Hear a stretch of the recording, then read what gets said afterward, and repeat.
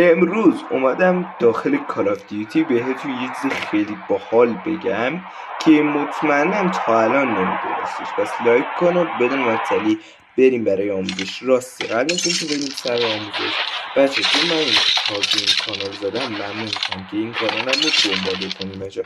بذارید این آموزش خفن بدم. آقا اول داخل تنظیمات، حالا این چیزاشو ولش کن، ببینین بذارید من اینو چیکار کنم. آقا بذارید من اینو بهتون نشون. خب آقا این نشونه من که شما میبینید، میزنم روش نشونه این نشونه من که شما میبینید، این نشونه من. حالا من یه کار باحال میخوام کنم براتون. وارد ستینگ میشیم بچه ها.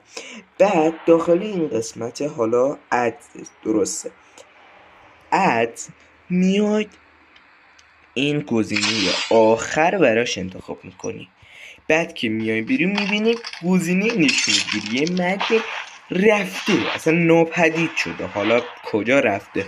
آقا یه چیز خیلی باحال میخوام بهتون یاد بدم.